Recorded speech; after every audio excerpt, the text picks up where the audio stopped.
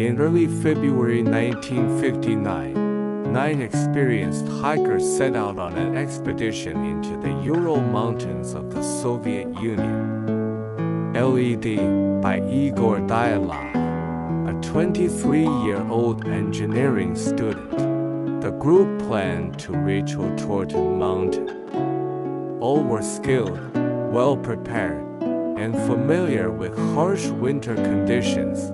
The group included 7 men and 2 women, all in their early 20s, who had previously completed several skiing and hiking trips together. They carried tents, food supplies, and all the standard winter gear. On February 25th, the hikers reached Kolatsyakho, a remote peak in the northern Urals.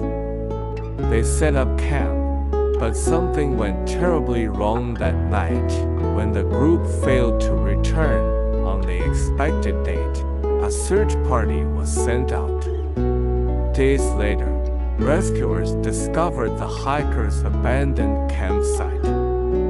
Their tent was found cut open from the inside, with personal belongings and shoes left behind. Tracks LED away from the tent into the snow, some of them barefoot, disappearing into the dense forest and freezing temperatures. The disappearance puzzled the search teams. The hikers were experienced, well-prepared, and had no reason to panic, yet something had forced them to leave their tent in extreme conditions. The area was remote, harsh, and nearly impossible to navigate in winter. What could have caused these skilled hikers to flee their tent into the freezing darkness, leaving behind their belongings and footwear? No one would have the answers for weeks, and what was eventually discovered would become one of the most chilling and mysterious events in modern history. On February 26, search teams began finding the hikers' bodies, one by one, scattered across the snow. The first 2, Yuri Doroshenko and Georgy Krivoniskenko, were discovered near the edge of the forest, barefoot and wearing only light clothing. Their bodies suggested they had fled the tent in extreme panic. A few hundred meters away, the bodies of 3 more hikers were found. They, too, were inadequately dressed for the freezing temperatures, and it was clear they had succumbed to hypothermia. Rescue teams noted that their clothing was disheveled, some even inside out. The remaining 4 bodies were found later, buried under several meters of snow in a ravine, some as late as May 1959. The conditions of these bodies were far more disturbing. 2 had severe internal injuries, a fractured skull, chest trauma that resembled high-impact force, but with no external wounds. One's tongue was missing, and several were missing eyes. Even stranger, investigators found unusual traces of radiation on some of the clothing, a detail that only deepened the mystery. Their tent had been torn open from the inside, suggesting an urgent, desperate escape. Yet no signs of struggle were found at the campsite. Search teams, doctors, and forensic experts were baffled.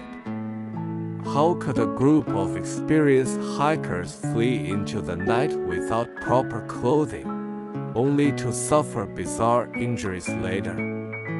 What could have caused them to panic so violently that some ran barefoot into deep snow? The Dyatlov Pass Incident became a puzzle of contradictions. The hikers were well trained and prepared, yet something unknown had overpowered their judgment, leading to a tragedy that no one could explain.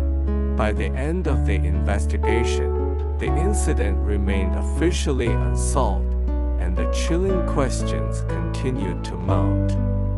Over the decades, countless theories have emerged to explain what happened at Dyatlov Pass. Some are grounded in science, others in speculation, but none have provided a definitive answer.